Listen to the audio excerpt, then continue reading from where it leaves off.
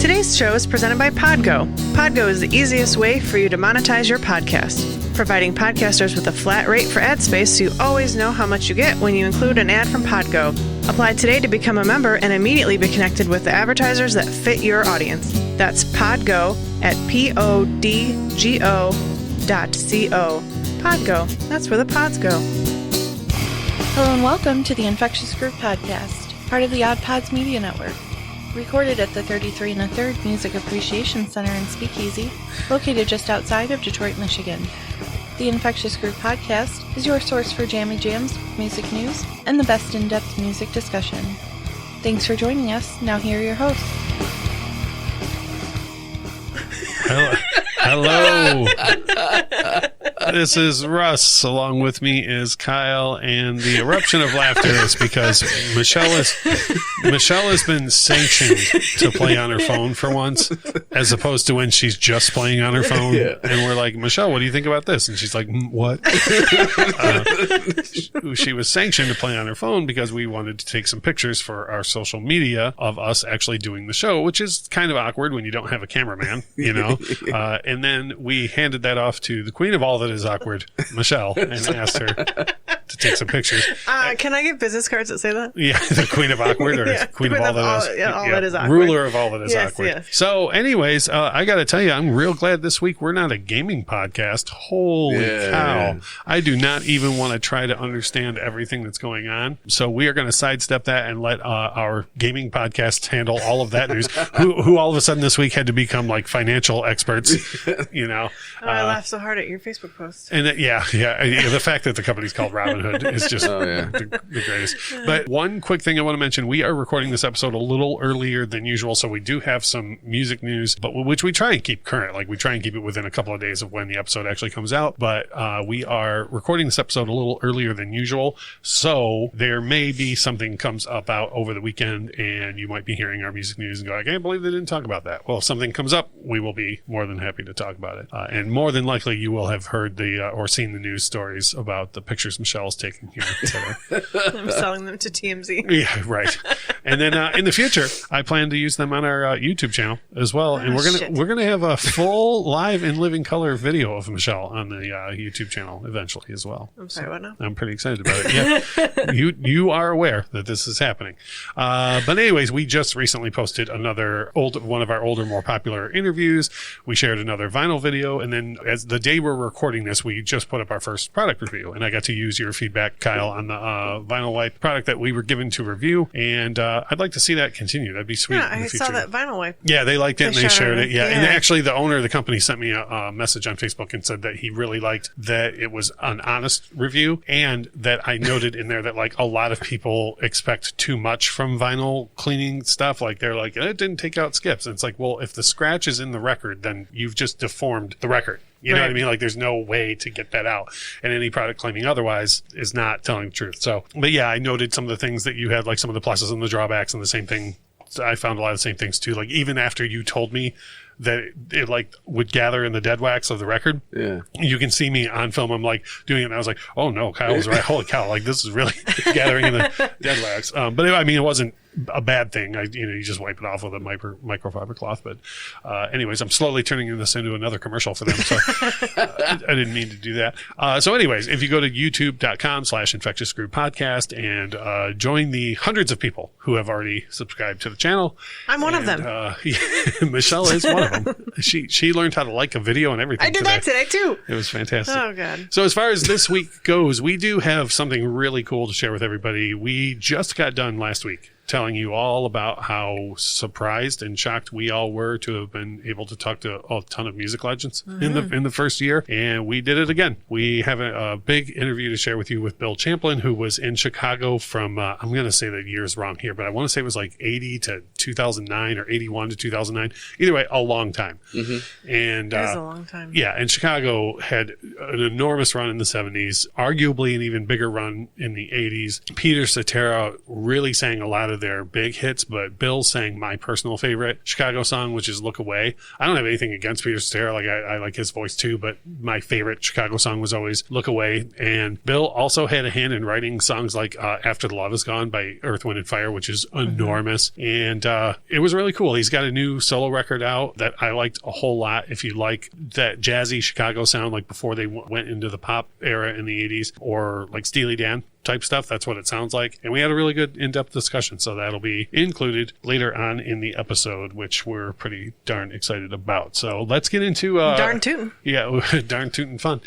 And let's get into I did not expect a lot of feedback from our celebration of us.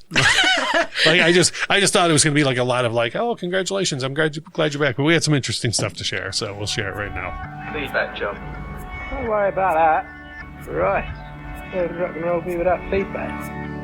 So we had one that I think was, and I feel bad because I didn't note who gave us some of these feedback, and I feel bad about that. But we had one that was from the host of a show called, I Had to Say It. He wants both of you to know that he's seen Titanic over 150 times. You win! Yeah. You win all Titanic. Wait. Was it for boobs? So... Okay, so this is now, hold on. This is going to move from our feedback section to our music news, because this just became a developing story. Yes. This just became a developing story. But so immediately, of course, I'm like, what, how? And Michelle, you'll remember this. It's a Independence Day situation. He worked at a store, and when Titanic came out, they were like, no, you will put Titanic on all the time. And he was like, but all day, every day? And they were like, yep. So you probably didn't even get to see the boobs. So, yeah, again, story developing. I don't have all the facts. I don't want to state who got to see, but we know Kyle saw boobs. Okay, we know that. That's the whole reason why I watched it. He went there to see. He waited 3.5 hours for boobs. Yeah, I don't want to speak for anyone else. So let's just wait. Let's just wait and see. That was the first bit of feedback that we got. I also got asked if in the future I can schedule, because we joked about how I represent us like with guest spots. Mm-hmm. I got asked if in the future I can schedule my guest spots to fill in the weeks where the show is off. That way people don't have to go without us altogether. And I was like, I don't think I can tell other shows what to do. Yeah. Hey, can you come on our show? Yes, but it has to be between the state and this state. Why? Well, because our listeners, I thought that was funny. And then my favorite reaction that we got last week was someone tweeted at us and said, I just finished the latest episode of Infectious Group Podcast and clean up on aisle Michelle. Because now, Michelle, would you like to tell us what you meant to say? Hold on. What you did say was we couldn't do this. Well, we could do this without you. Well, that's a lie. To say we couldn't do it without you. We could just sit down here and talk, and nobody would ever hear it, and it'd be fine. So your plan is to make this worse. I meant what I said, and I said what I meant. Yeah, didn't you reply on Twitter or something like that? I said what I said. I did do that. Isn't that Dr. Seuss? I said what I said. No, I meant what I said, and I said what I meant. Something, 100%. Well, boy. What? This is unraveling very quickly. I think what sells it is something, 100%. A lot of times I sit around and I think about some of the classic lyrics of our time. Here's a Who, and he said, I meant what I said, and I said what I meant, an elephant's faithful 100%. Okay, so this all has what to do with the fact you just meant? I wasn't telling a falsehood. Okay. We appreciate all the fans, and we do it for them. Okay, do you remember like 30 seconds ago yes. when I was like, hey, would you like to clean up what you said? Okay. And then you took 5 minutes to make it worse, and then at the end you were like, we appreciate all the fans? Yes. Okay, that's where you should have started. Oh. Yeah. And there will be no second chance to clean it up. Now we're going to get more feedback. This episode's causing all sorts of holy cow. So anyways, and of course we did get a whole lot of like, congratulations, welcome back. Oh, I'm so glad you guys are back, which was awesome. But I just thought those ones in particular were really funny. And I think the person that asked me to line up those guest spots that way was serious. And I was like, no, I can't. The break is a break, right? Yeah. Well, I'm always going on other always shows. Going. Just trying to help the hustle. So, but when someone else asked you to come on their show, you can't be. If someone did that to us, I would be like, oh, well, then never mind. Yeah. Wait, who is it? Who is what? Who's asking to be on the show? Other podcasts. For example, actually, very soon, I'm going on the Beard Al podcast, which I'm really excited about. That is going to be exciting. Yeah, and it is a show where they review a different beer every episode and a different Weird Al song or album. And they asked me if I wanted to talk about Poodle Hat, which I think is Weird Al's by far his most underrated record. Like, I will talk about that. I will go door to door with that record and talk to strangers about it. So to get to go on the show and talk to people who actually want to talk about it, as opposed to the usual person who runs away when I start talking about Weird Al. So, what beer is it? I don't know. They told me I could pick it, so I'll probably Bell's or some Michigan beer or whatever. Probably Coors, PBR. Yeah, I heard PBR's got a new cask. that they redid the recipe. They added more hops. Right? Yeah. This time it's got more hops. So, anyways, so that'll be fun. But I don't know how to answer the other question other than other shows like Disc Dump, For Nerds by Nerds, the Bob and Gub show. I had a riot on their show, and it just basically anybody that reaches out, I'm like, I got time. What do you want? And a lot of people have really curved their subject matter towards either vinyl or our show, or and actually just the other day I went on the Bend and Scoop podcast, and he does a really cool questionnaire with whomever he has on about like, what's the first record you ever bought with your own money? Do you still have a copy of it? Like, how many times? What's the record you've bought the most copies of in your life and all that stuff? So it was like a whole lot of fun. And it was like almost every answer I was like Elvis,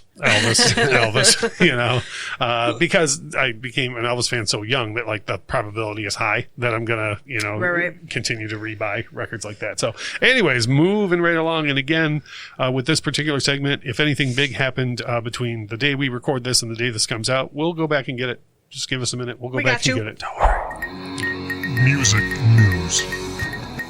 What'd it do, Kyle? Well, we've talked about this a few times in the past because of the good old COVID. But the Flaming Lips finally pulled off a larger scale concert with their Bubbles. And I think, am I wrong? Didn't we, all three of us, would go to the Bubble show? Am I wrong on that? Yeah, I think we all agree that we would. I had a stipulation. Are you allowed to drink beer in the Bubble? Yeah. Okay, then yes. Okay. Yeah. So to be clear, the one question out of the three of us comes from the pregnant woman who wants to make sure. This question was asked before I was pregnant. But we're talking about here now today, and you still, just to be clear, you still want to make sure you can drink beer. I didn't say me. You're looking out for Kyle and I. Yeah. So anyways, that should be, I'm all for it. Like I will go, I've said this on, I will go in a bubble to see Creed. Like, I will go see anybody at this point. King? Anybody. I'll go see El King open for Creed. Oh boy. And then have him do like a contacts with Creed and El King. Have him do like a CMT Crossroads in the middle where like she sings on With Arms Wide Open. And Stapp sings on like X's and O's. 1, 2, 3, I might have a contact who knows El King, but I don't know how to get in contact with Creed, but I want to make this happen. Yeah. More than I want my next breath. I will go to that show. So anyways, what other news are we aware of at this current day and time? Chris Christopherson retired. In a weird way. Yes, in a weird way. Like, I think that it almost sounds like an oopsie. Yeah, well, it does seem like there was like something was missed. Yeah. What was the deal? Yeah, so there was a press release that came out announcing that he had previously retired, but nobody knew that he retired. Yeah, it was like because his son's taking over like the business of Chris Christopherson, right? And so they were like, John will be taking over the business due to the fact that his dad retired. And literally, like, everybody was like, what? Yeah, like, when did that happen? Yeah. Well, I feel like at some point, probably in the last couple of days, someone found this draft in their emails and was like, oh no. I forgot to send the first one. Well, I'll just tie it into the new one. It's fine. Man, I was supposed to hit send on that. Use the old, it's been stuck in my outbox excuse. No, it is not. You did not hit send. It went to all your spam folders. It's weird. Yeah, that's odd. Yeah. But one thing we were talking about before we went on air is that, like, isn't it nice to talk about somebody retiring in music for once? Like, and he's 84. Oh, wow. Which, I mean, he's, a legend in the music business. I mean, like, I think I first became aware of him when I was a kid because I was such a huge Elvis fan. Mm-hmm. Elvis was supposed to star in the remake of A Star Is Born opposite Barbra Streisand, and the Colonel got involved. And you're never going to believe this, but the whole deal went south after the Colonel got involved. Strange. Yeah. And Barbra Streisand coming off an Oscar win and going into this movie, the Colonel decided that Elvis should get top billing over her and all this stuff. So that part was supposed to go to Elvis, and Chris Christopherson stepped in and did, by all accounts, a great job. Like, I like that version of it. But I mean, this dude, the songs that this cat wrote, he wrote Me and Bobby McGee, which, you know, you've heard a million times in your life. For the Good Times, Sunday Morning Coming Down, Why Me? Like, this guy is just a legend of the thing that Garth does so well, where he can take a song and make you feel like you can see the whole thing happening. Yeah. Chris Christopherson writes that type of music. So I can't hear his name now without thinking about the Eminem song where he mentions Christopherson and then says now he's Pistofferson. Do you think that he is Pistofferson? Do you think he was just sitting at home being like, why isn't anybody congratulating me on retiring? Yeah, I know. No one knew. And his kid who was supposed to send out the email was like, yeah, that's weird. It's like when no one calls Pam in the office to congratulate them and getting engaged, and he's like, well, I didn't tell anybody. Yeah, and his kid's just like, yeah, that's super weird. Let me look at this Outbacks. Oh, no. Yeah, that's crazy. That's really odd. Damn music industry. You know. But yeah, I'm excited that, you know, someone is able to retire. Yeah, and he's old too, so he's done it all. He made it to the other side. Mean, this cat was in a band with like Waylon Jennings and Johnny Cash. You know, that's crazy. Like, you know, he's been around, and he really, really, really fantastic songwriter. And I feel like by the time we do our next episode, it's gonna be like, and then did you hear he sold all of his rights to everything? Like, you know, because that's how everything keeps going. But you know, I mean, congratulations on a retirement. I hope he gets to enjoy, I don't know, a decade or so of retirement, and especially given the fact now that nobody can go out and play live music anyways, it seems like a good time at that age to just say, all right, well, I've done it all. Go ahead and take it easy. So, all right, moving right along. Our jammies. I have a weird cross-section of music that are my jammy jams this week. So the same as every week. But these are very strange. One is, and I don't know if either of you would know this song, but Eddie Rabbitt and Crystal Gayle had a ballad in the early 90s. Are you just now realizing there was a person named Eddie Rabbitt? Yeah. The look on your face. I wish I could have taken that picture for social media.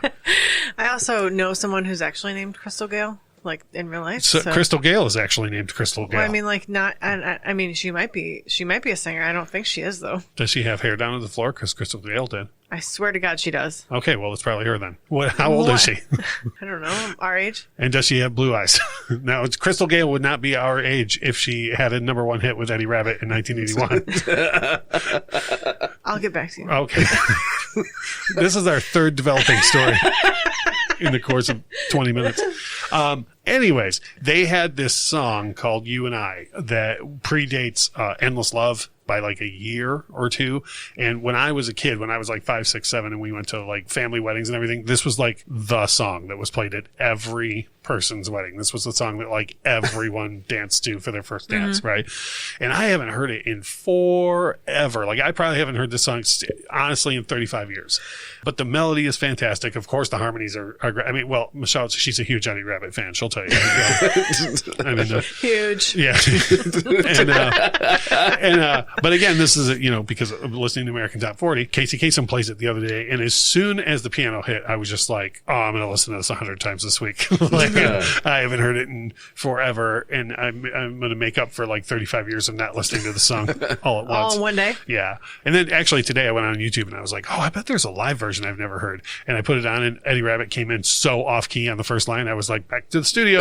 Like, never mind. But anyway, so I've been listening to that a ton. And if anybody knows the song, then it's probably stuck in your head now as well. And then my second jammy jam, I accidentally got the song stuck in the whole internet's head a couple of days ago. Don't do it. Yeah, I tweeted out from our account. I was just like, I have Head Over Heels by Tears for Fears stuck in my head, which is such a jam.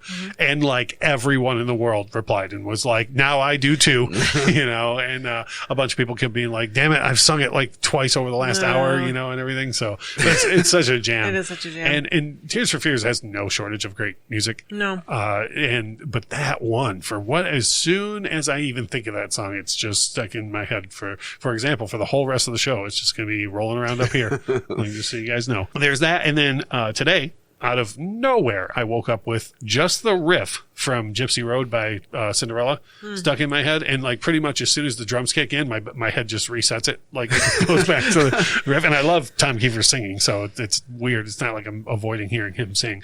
But that's one of those songs that, like, Cinderella, obviously known for being a hair metal band only, and really only known for like the hits off the first record and the ballad that was off the second one. But that song, Gypsy Road, is such a jam. Like I can't believe it hasn't grown into a life of like being played at sports and whatever, like Jungle has or things like that, It's just one of those songs you would think would be a pump up song that just never really did. So I'm going to switch things up this week and surprise the whole world. Michelle. What? You're in action right now, right here, right now. Share your jammy jams with everyone. And I'm going to take a picture of this to have photographic evidence of Michelle sharing her jammy jams. Michelle, what are your jammy jams? Well, I've had the pregnancy rage this week. So my jammy jams. I got a picture of the pregnancy rage. My jammy jams are rage filled, which started with Rage Against the Machine, which always calms me down while I'm at work. And then it went into. So you're not going to pick specific songs? I am. Even though you complain that I never do that. Well, rage is just rage. They're just there. So it went on to Rob Zombie, Dragula, and then White Zombie, More Human Than Human, which just recently, I would say probably in the past couple of weeks, I realized that that's what they were saying in both songs. So wait, how? Hold on.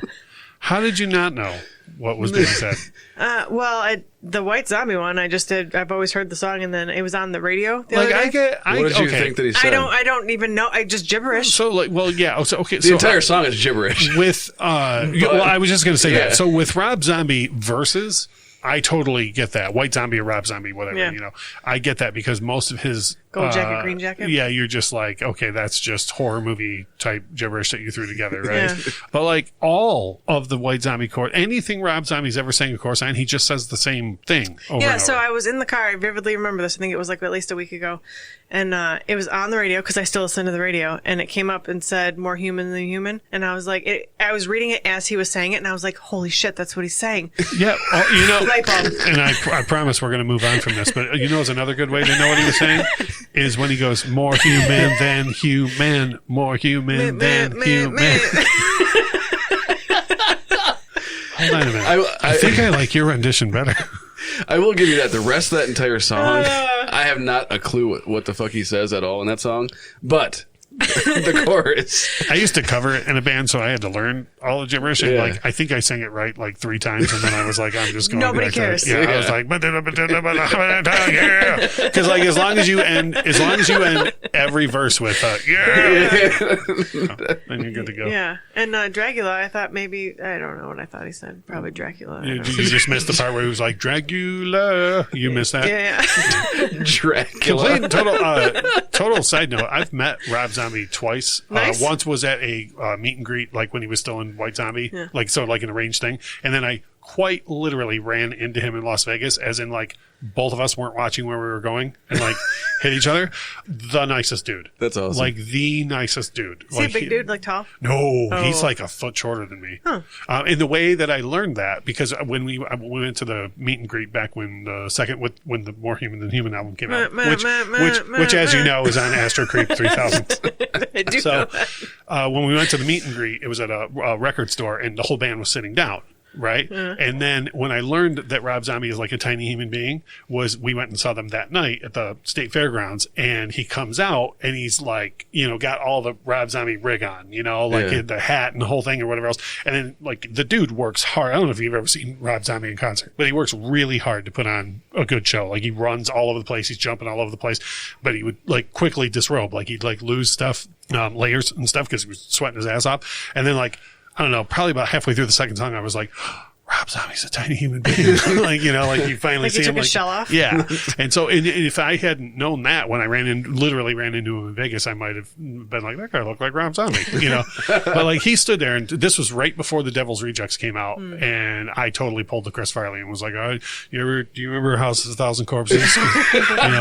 Just totally stood there and talked to him like an idiot. But he stood there and talked to me for like a good solid 20 minutes about the sequel and told me stuff that wasn't in the trailer and things that like, he's like, oh, you're going to like this one. Yeah, he was just a hell of a nice guy, like super nice dude. Ran in the casino at the Hard Rock, for crying out loud. Like, it was really cool. Awesome. Yeah. So anyways, so those are your Jammy Jams songs you just did previously knew the lyrics in no way, shape, or form. But when you're in a bad mood, man. Oh, when you got for the sure. rage, For sure. It doesn't matter what the words are. The breakdown in More Human Than Human going into the last, well, not verse, but where the last part where he's going to spray gibberish, where oh man, like yeah, you can beat someone up. That there's like some nice porn sounds in the beginning of that song. Oh yeah, the original, yeah, because when it was on the radio, it just went into the guitar slide. Yeah, almost every time I play that, because I have Astro Creep on vinyl, almost every single time, because I love the opening track on that record, and it's what they opened with the show, and then More Human Than Human is right after. It gets like real uncomfortably quiet when that part, because most people don't know that part of the song. Kyle put that on in the car, and he was like, "I bet you didn't know that it started with porn." I was like, "Sure didn't." Yep, and then when it finally kicks into the thing, it gets like really uncomfortably quiet every time that plays. Like people are just like checking their phones and stuff, and, like waiting for the. Like, did they think that maybe you Bluetoothed accidentally in, and that was the last thing playing on your phone? Yeah, they're like, "Is that your other podcast playing through?"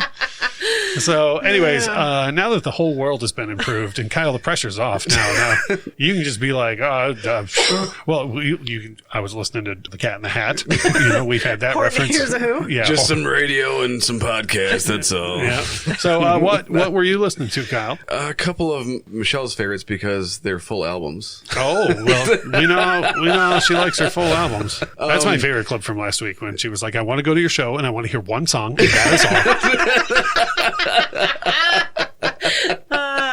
That sounds like me. That it was in fact. So Young Dolph put out a new album. It's called Rich Slave. I've been listening to that. It's good stuff. Nice. I also, by the way, I never ask about I almost always ask you the genre if it's a person's name. Yeah. Like I'm like, oh, what genre is that? But when you say Young or Lil, I'm always like, rap, go on. Accurate. Not that I'm not interested, I just know who it is already. Are you stereotyping? Yes, as a matter of fact, I am.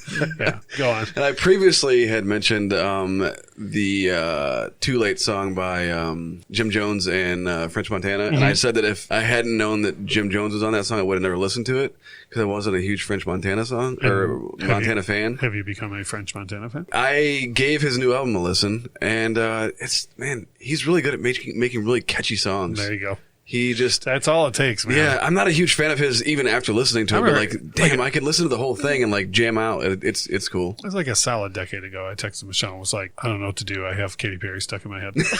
And Michelle was like, the woman makes catchy songs. Yeah. And I was like, damn it.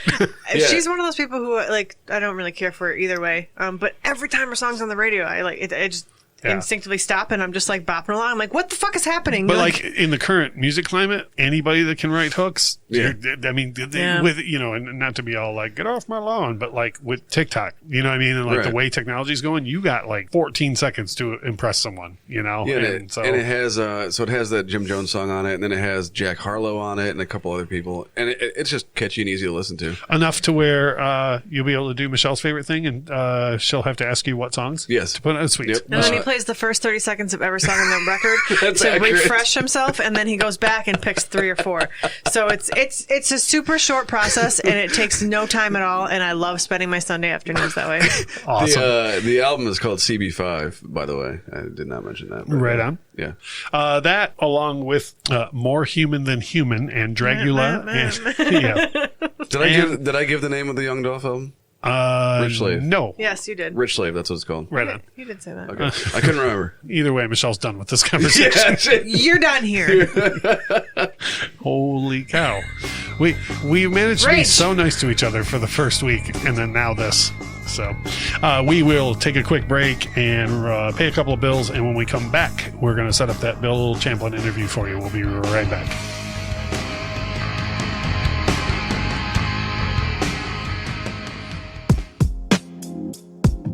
Here at the 500 Section Lounge, we have a few requirements. First, you need to be able to talk about anything at all. Secondly, you need to be able to laugh, play games, and hang out with some very interesting people. From sports radio personalities to reality television contest finalists and everything in between, we talk to them all right here in the lounge. Be on the lookout for what we do next and sit back, relax, and be there to grab a listen. Ich bin ein Science!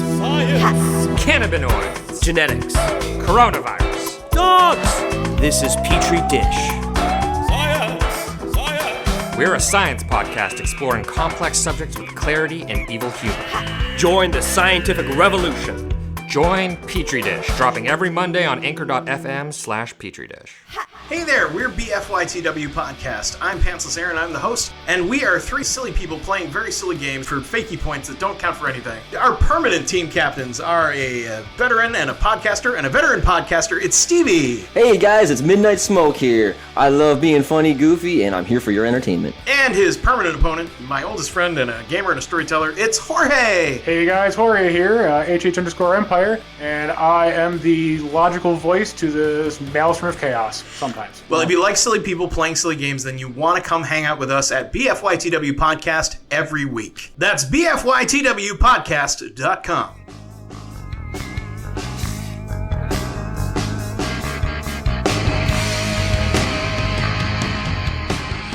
And we are back, and this is exciting for us. We have yet another interview with a legend to share, which is crazy. Like, crazy to me. For this, if you were like, you get to talk to the guy that wrote After the Love Is Gone, I would be like, what? Like before you worry about everything else that the guy was involved in, and I really don't have to do too much setup on this interview. I do want to say one thing about it in advance without spoiling any of it, because it's a really interesting interview and we talk a lot about Bill's new record. I remember I talked to you guys right after I got done with him, and a lot of times when you deal with people who are legendary or of any notoriety, they really stick to like the guidelines for things. You get a whole lot of like, you can't ask about this, you can't talk about that.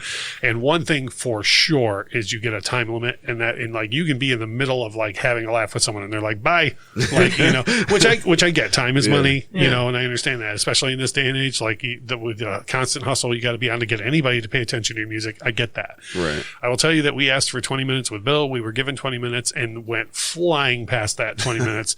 And he, like, by the end of it, you'll kind of hear me being like, okay, well, I'm going to let you go. And he was like, oh no, we can keep talking. Like, this guy like really was interested in what I had to say, and I sure as hell was interested in what he had to say. It was awesome because you never know how that's going to go. Like, let me put it this way: if I wrote After the Love Is Gone, I would have been like, Yep, I sure did write that. Let's move on, But and as you'll hear in the interview, he told me a great story about it and everything, so it was rad. Without further ado, here is us talking to the one and only Bill Champlin.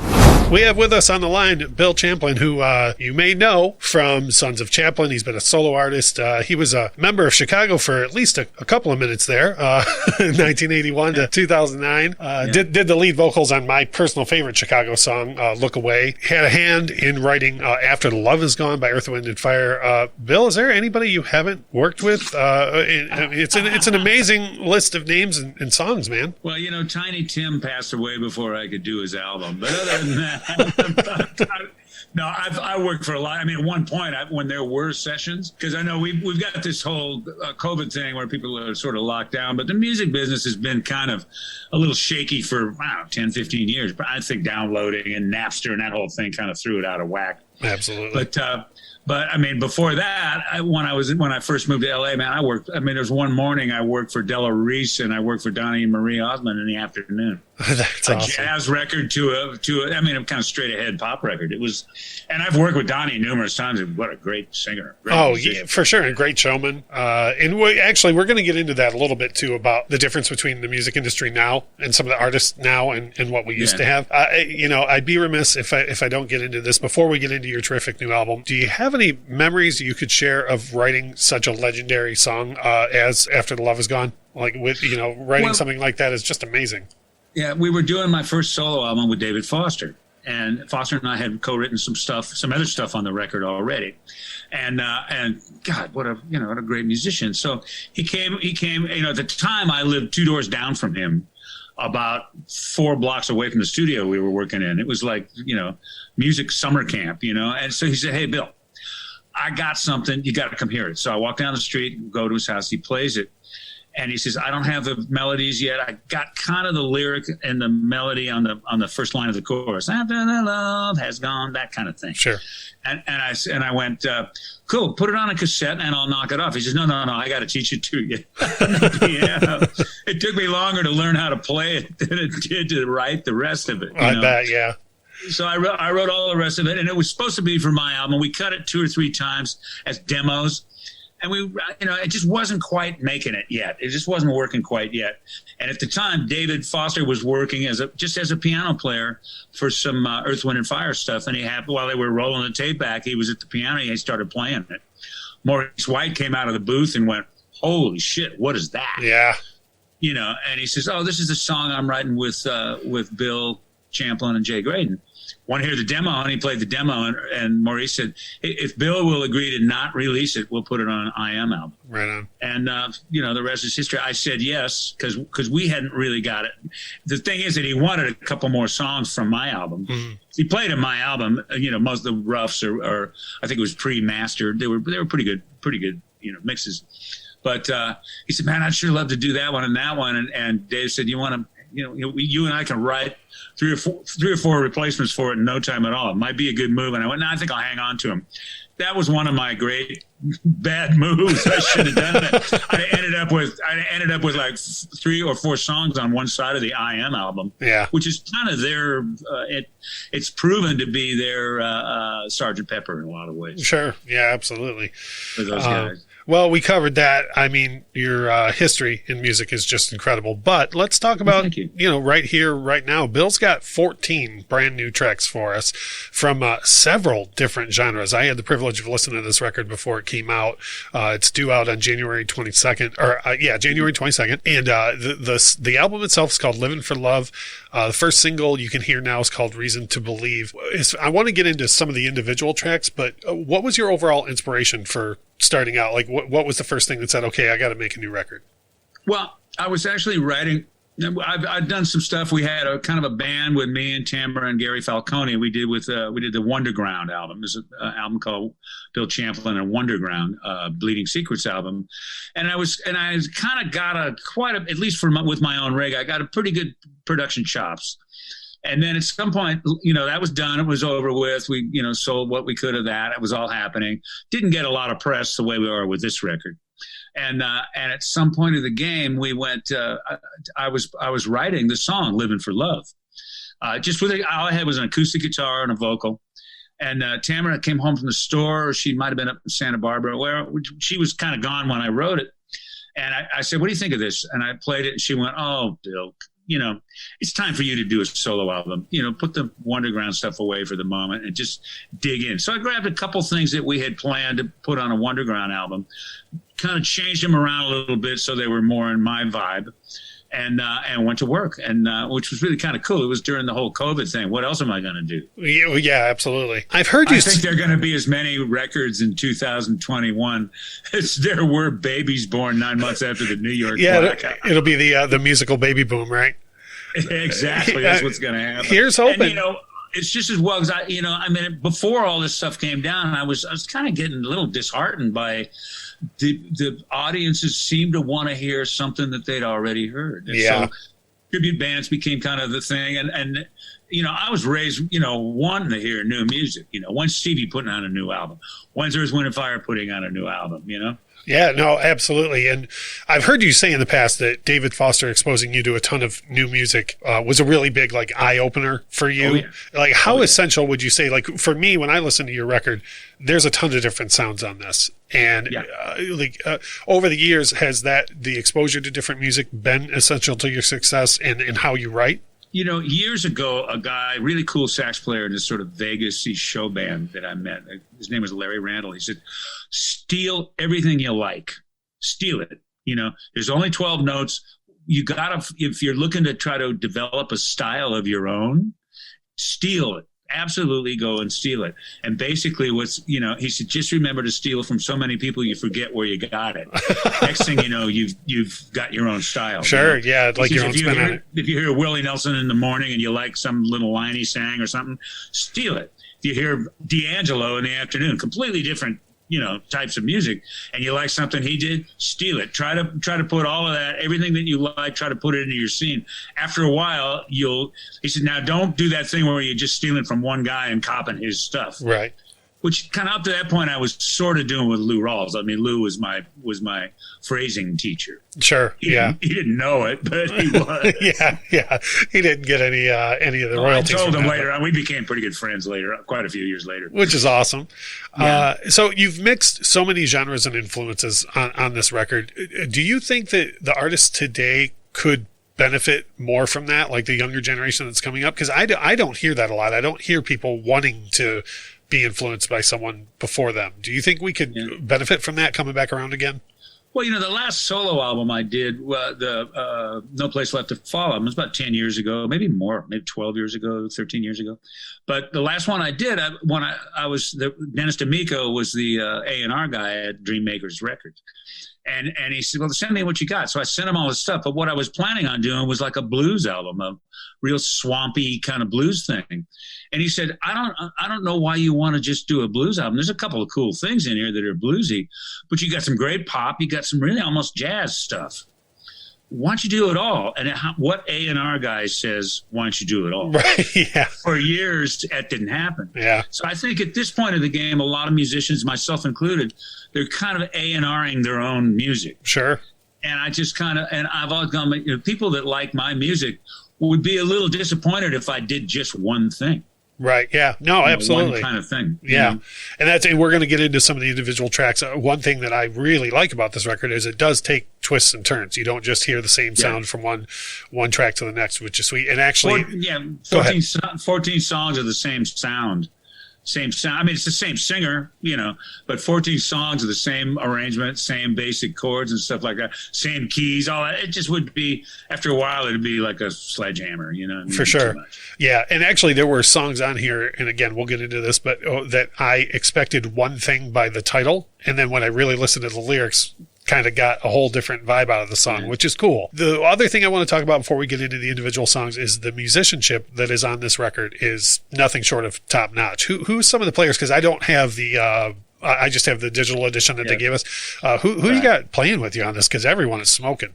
Well, the very first track is Bruce Geitch was the guitar player and keyboard player and co-writer. I've written with Bruce over the years. He's in Nashville. I just say, hey man, think about doing an album, and boom, he sent me this, and it was an older piece that he had in his Pro Tools stash. And first of all, what I loved about it is George Hawkins, my old buddy George, bass player, who's worked on almost all of my records at one time or another, who just passed away a couple of years ago. And I'm going, oh, great, I got a George song on here. Yeah. And then I got a hold of Bruce. The minute we got the MP3 of just the basic track, it was just a rough of the track.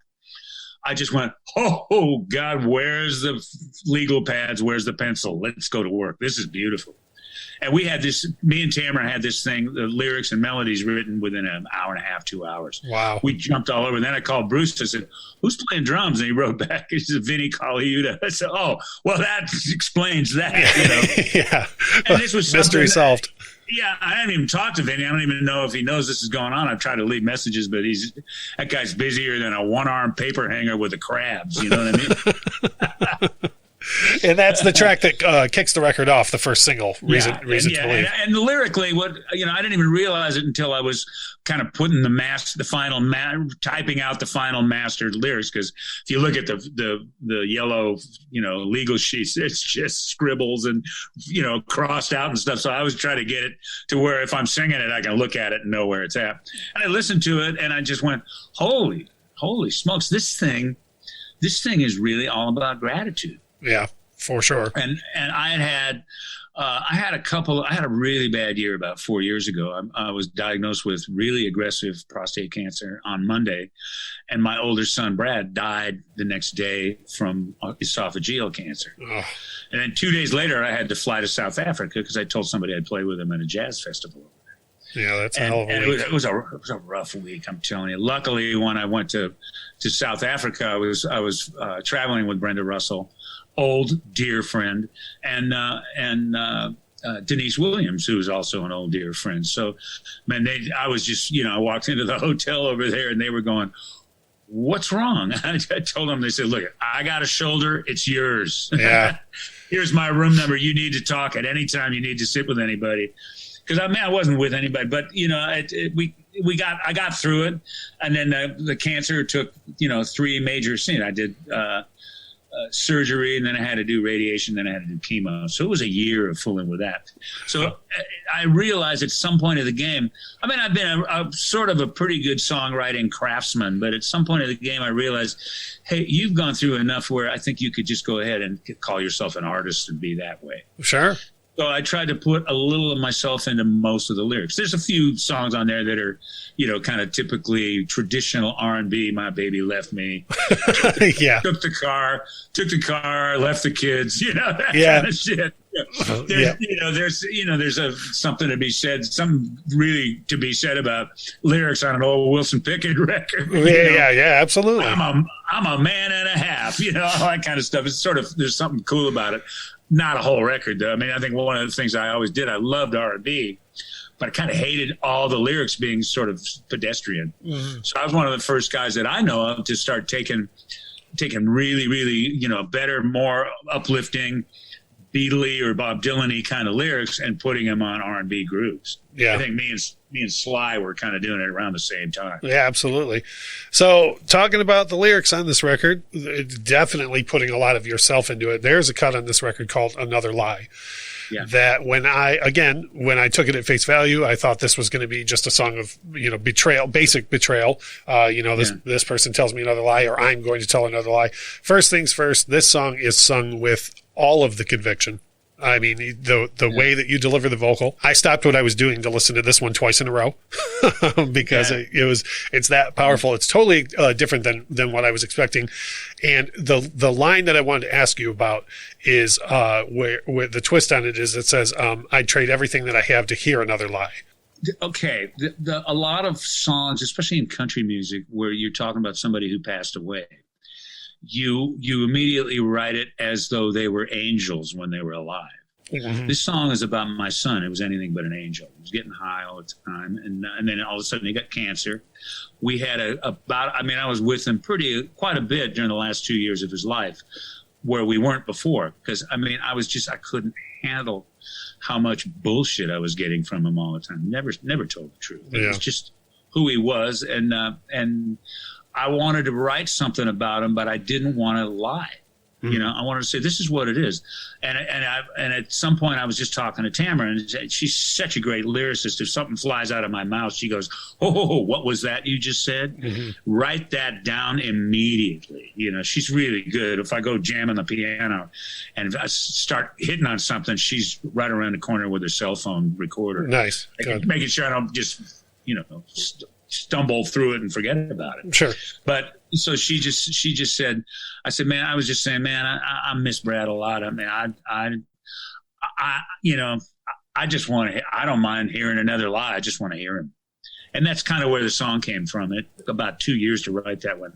That sucker was like pulling teeth with a screwdriver. You know what I mean? No, absolutely. I appreciate you sharing that with us, because like I told you, from listening to it, you can tell it's sung with such conviction that I knew it must have been inspired by someone very close to you. I'll tell you that. I very much appreciate you sharing that, because I'm just flat out asking you about these lyrics, and that's a pretty personal thing to share. So I really appreciate it.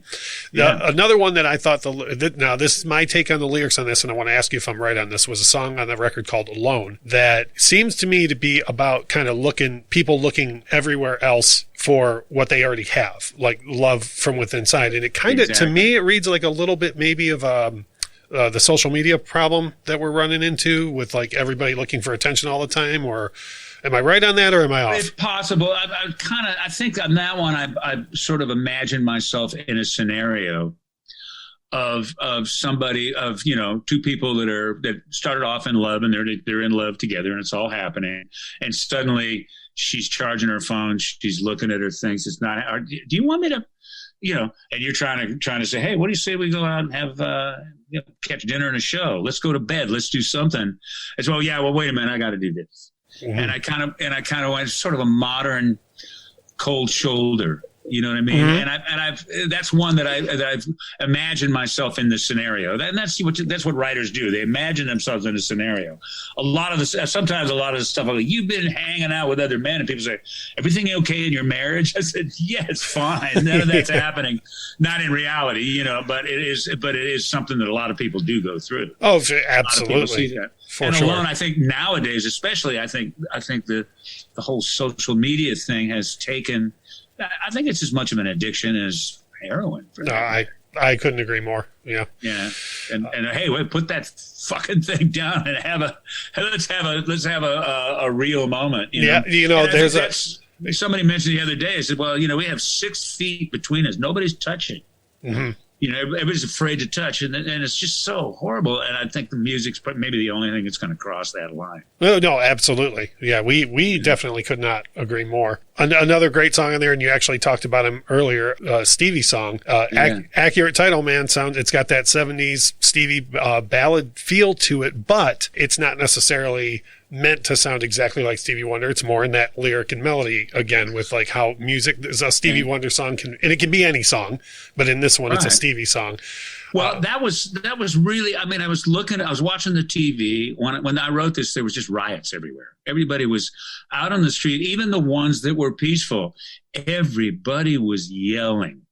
And I'm looking at that. People are yelling. I look at the news. People are talking to each other, and they're all trying to yell over each other. And then I kind of remembered back to like, what happened to the time when Marvin Gaye put out What's Going On? Mm-hmm. And that was a protest song in a way, but nobody was yelling. He was singing beautifully. Mm-hmm. All of those Stevie Wonder songs had so much uplifting, spiritual stuff. And now I listen to, now you look at the music people are listening to, and it's a great drum track, maybe a great bass part, and a loud guy yelling. Loud. And I went, if everybody's yelling, nobody's hearing anything. Absolutely. So, and I kind of went, what happened to this world? In a lot of ways, I was thinking in terms of the black culture and the young black kids that are doing what they're doing. And I'm not that guy, but I understand if you have an issue of any kind, yelling about it out on the street doesn't seem to get heard the way it should. Sure. Burning down a building, you get noticed, but let's just go back for a minute. And then I thought, man, there's something, maybe your music might be wrong because you're out yelling, your music is yelling, everything's yelling. Stop yelling. Yeah. It back this much. It's like that old commercial. When E.F. Hutton whispers, people listen. Yeah. Remember that? Absolutely. Just bring it back a little bit, and I think you get more. What's the old line? You get more grease on the wheel if you're, I don't know, whatever that line flies is. Flies with honey and so on. Yeah. Yeah, flies and honey, that kind of thing.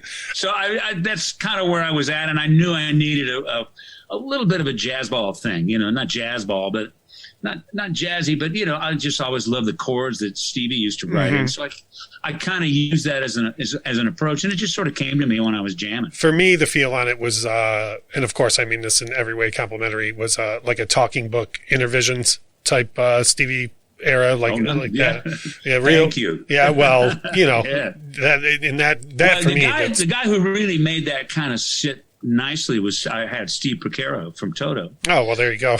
come in and do some of the synth work on it. There it is. And the synth strings. And he's one of and people, a very quiet guy, but all during the time of Toto and everything, this guy's the guy that really, David Page, no question what a monster that guy is. Sure. But, Steve's just wasn't quite so much to me, but boy, the keyboard and synthesizer stuff that he's been known to do, he's ridiculous. He's one of the best in the business. Yeah. Beautiful musician. Had a solo album out, I guess, about a year ago. It just tore it up. It was a very gentle record. It wasn't really up and slamming, but God, it was great. Mike McDonald did a couple of vocals on it, and Steve sang a little bit, and he's a good singer. And it was just, if I could get Steve to do this, and I went over to his house and I just played it down. He said, "Oh, great. Show me what the chords are, because I can't figure them out." Right. Well, that's great though. And I can remember them. It was a while since I'd written it. And it's great. It's toward the tail end of the record, but it's a great centerpiece for the record. And it shows off what we talked about earlier, all those different influences. And there's no drums or bass on it. Yeah.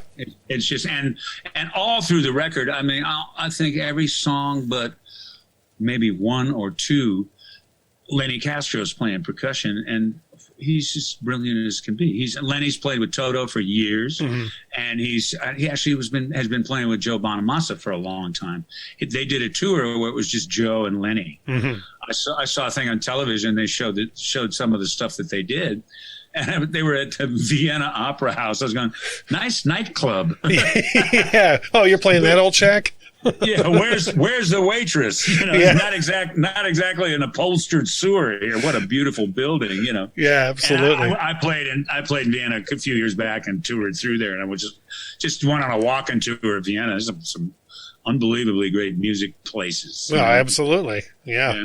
I've got two more things I want to touch on. One is on the record itself, and then I've got a follow-up question for you in general. Cool. The album closes with a song called My Time. Great reflective song. Right. It's one of those songs you don't have to dig too deep into the lyrics. It's pretty apparent with lines like "My time's coming around the bend." But I'll tell you what, I love the line in this that I'm trying to find the best of me, or I'm trying to find you the best of me. Right. Rather, what a fantastic line. Was that one of those moments where is that something that you said that it just came on, and I just realized, I mean, I'd gone through cancer. I'd gone through almost, at one point, quite a few years ago, I went to have something done with my eyelids. They were kind of screwed up, and I needed to get an okay from a doctor. This was in 2014. And so I went to a regular doctor, and he says, "Oh, everything's fine. Everything's going to be good. Have you ever had any problem with your heart?" And I said, "No. My dad and my older son both have pacemakers." He says, "You're probably gonna too. You've had a heart attack." I said, "Really?" He said, and my dad had one. They call it ghost heart attack. In your sleep, you don't even know it. Wow. But it doesn't work so well afterwards. Sure. And so he's, that was on a Monday morning, and on Friday I had that put in. So I've gone through a handful of things. Getting old ain't for sissies. you gotta be ready to hang with some crap that you didn't have to deal with years ago. And I just at some point when I was writing My Time, I liked what the music was doing. I started writing the words. I wrote some other stuff, and I kind of hit on this and started writing, and I went, "Oh Jesus, this is the thank you that you can't say from the grave." Pretty much, absolutely.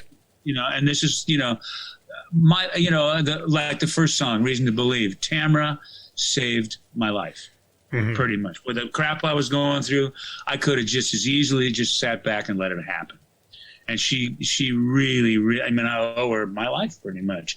And that was kind of she didn't like to listen to the songs. Well, I don't want to listen to that. But, she's had her moments where she said, "Well, thanks a lot." The bridge on that is, the bridge is somebody, when you see someone smile, know it's coming from me. Yeah. And that's something that would, so I'm kind of, I just had to do that. It was just, that's why I say this album, somebody wrote something that I read or listened to or something and said, if it's not personal, it's not art. And after all the stuff I've gone through, you go through that kind of stuff and the list, you have little lists of things in your life. The list of what you care about gets really shorter, and the list of what you don't care about gets really longer. For sure. And your viewpoint on the earth and life and just the whole thing, your viewpoint changes. Yeah. Suddenly it's like certain things are way more important. And I just kind of wanted to reflect that in some of the songs, if not all of them. But, And especially in this one, it's a great way for the record to cap off. And it very much completes the message of the record as well. Right. Yeah. So and I think what you got, did you get 14 songs or 16? I got 14. 14. Yeah. They cut the 2 off because I did 2 more for the Japanese release, which will be on Sony in April, and they always demanded bonus tracks. I've been through this before a couple of times. So when I was mixing and mastering, I went, let's master it. Let's master 16. Sure. So that when we do get to a Japanese deal, they'll say, "Oh, by the way, we need bonus tracks." And, "Oh, by the way, there they are." are. You know? Yeah, as a longtime music, people got caught by surprise by that one. Yeah, you know? As a longtime music collector, I can't count the number of times I've said the phrase or heard the phrase. Well, the Japanese version's got the bonus tracks. So yeah, exactly. Yeah, just I think what it is they want to export. I think, and it's their reason to do it. They want to export that song to somebody who already has the 14-song record. Yeah, absolutely. Or real staunch fans who want the extra 2 songs. Yeah, absolutely. And the extra 2 songs are bad to the bone. We're thinking about maybe a double vinyl at some point down the line. Now you're speaking my language. And at that point of the game, I mean, think of the cover. I don't know if you've seen the cover, but it's just gorgeous on the CD. One of my favorite painters is a guy named Vladimir Kush. Well, we've had one of his paintings for a long time, but we happened to be walking by his gallery in Las Vegas. Tamara and I were there for some reason, and we walked by the gallery, and it just closed. And Tamara, we looked in the window and saw this picture called "Symphony for the Sun." There's a keyboard down at the bottom of it, and just beautiful clouds and birds. It was just gorgeous. And it's typically Vladimir Kush's greatest thing. The guy who was running the gallery opened the door and said, "Come on in, man. We're cool. I'm still here." So we went and looked at it, and Tamara just took it on herself. First of all, we bought that. Second of all, we got in touch with Vladimir Kush and licensed it to make a record cover out of it. That's great. And it's really beautiful. We just got the CDs a couple days ago, and it's really good. They kind of mess. Andreas Carlson is a really good friend of mine, who's he co-wrote a lot of Backstreet Boys and Britney Spears back in the day when they were really screaming. He co-wrote Bye Bye Bye, which that album sold 2 million copies in a week. Yep. That don't happen anymore. No. And and that's the way it is. Celine Dion's thing. And Andre has been around. I've known him since he was a kid. Since he was like 18 maybe. And we've just been dear friends for a long time. But he's got a company that does album covers. Oh, right on. And they did the cover, but they don't speak English that well, so they kind of messed up a few things in the booklet. But I don't care, you can get close. If it's close enough, it's happened. I don't want to take them back and start over again. And the day that I proofread it, I must have been sound asleep because a lot of stuff went by that shouldn't have been. Yeah. But as long as you sound so invested in the cover art itself, and the music is recorded masterfully, and the lyrics are there, and you know what I mean. The lyrics are all in there. They're not indented the way I prefer. I kind of grew up in the thing where the verse is here, and then you go in 3 things to the B section, to the pre-chorus. Then you go in 6. You just do that thing. That way, when you're singing it, if you get caught up in it, you need to get back to the words. Boom, you can find them. You know right where you are. Yeah, and one of these days, I'm going to have somebody write them out that way because they just make a whole lot more sense. I remember when David Foster was doing the tracking for a song called "Is It You" with Lee Ritenour. And I had written out the lyrics in longhand, and Lee had the lyrics sitting there. And David, I think it might have been "Is It You?" It was "Is It You?"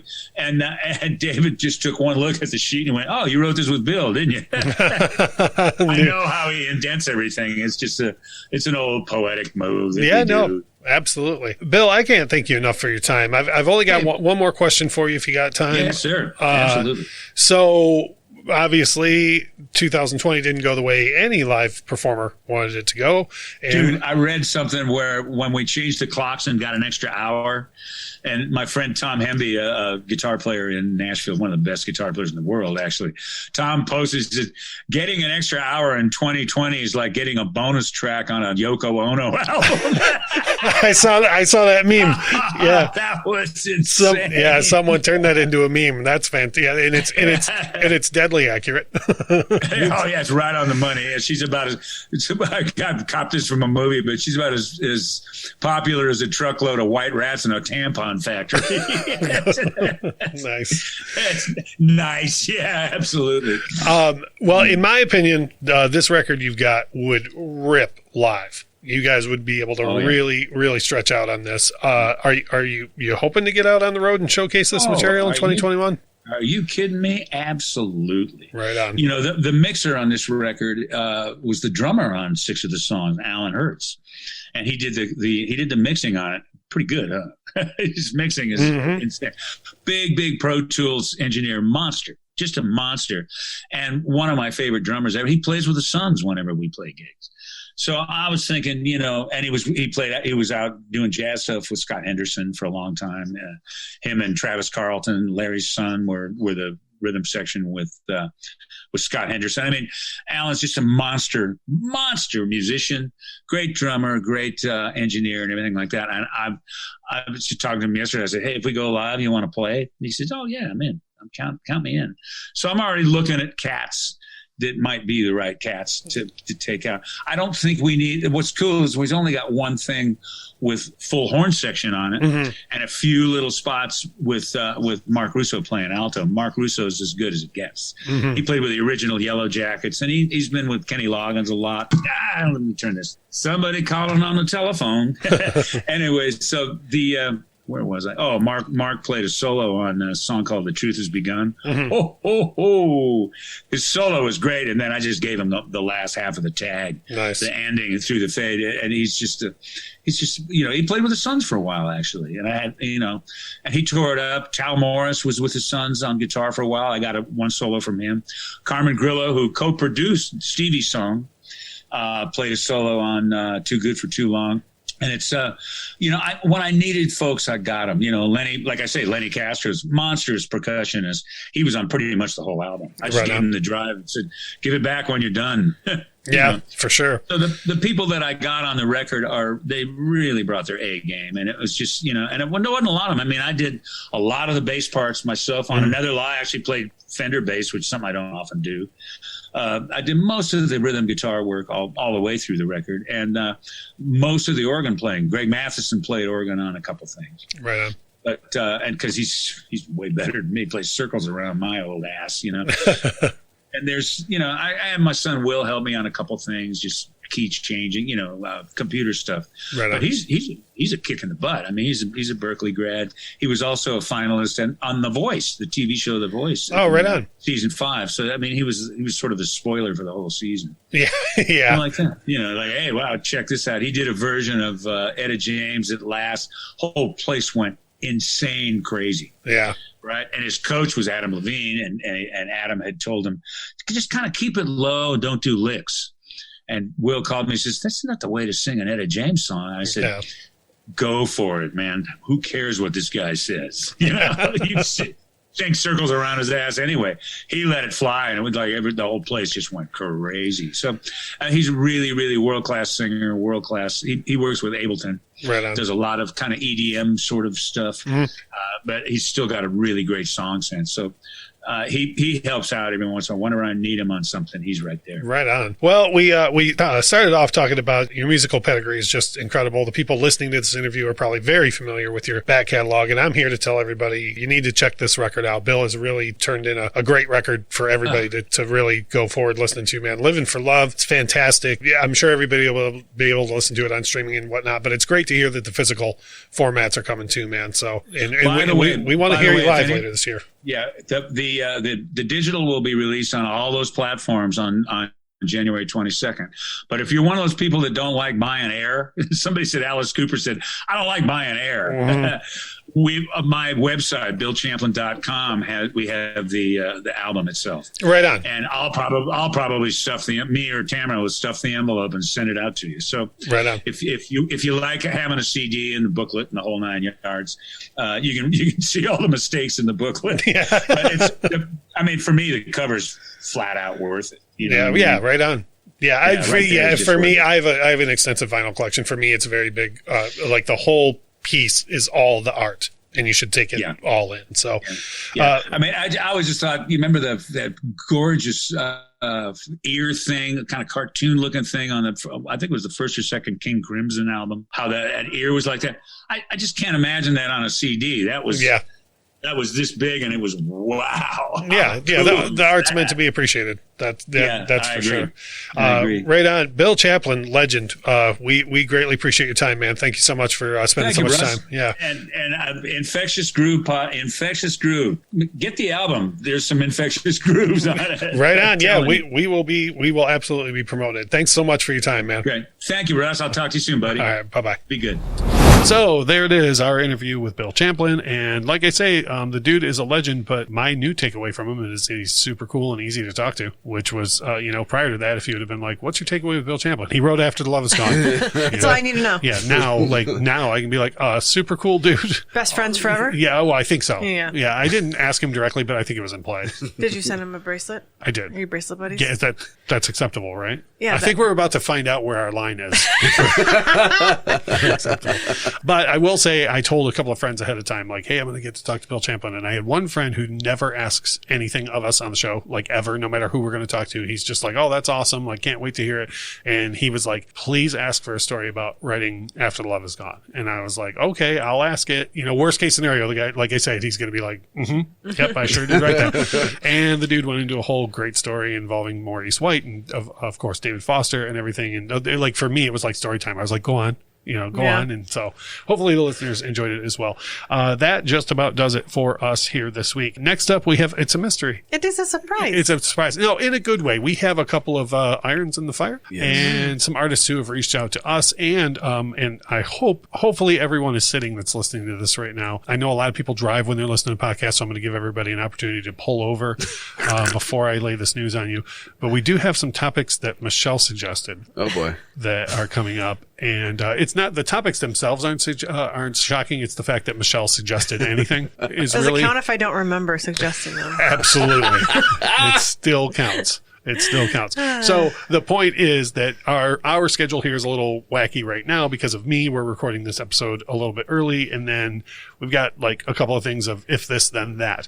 But we will have another episode for you going every week up until Michelle decides she needs another 2-week break. I don't think I'm making the decisions anymore. Yeah, it's the baby. Yeah, the baby. Gerald's making the decisions. Gerald.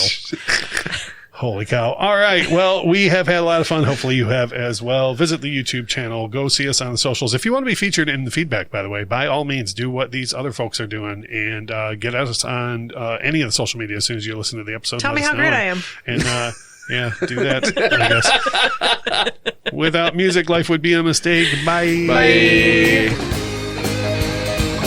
The Infectious Groove podcast is hosted by Russ Robinson, Kyle Wimple, and Michelle Koselecki. Produced and edited by Russ Robinson. Intro and outro music composed by Chris Kimmel. Opening credits read by Stacey Robinson. Recorded with a Rode Podcaster Pro and Rode Pod mics.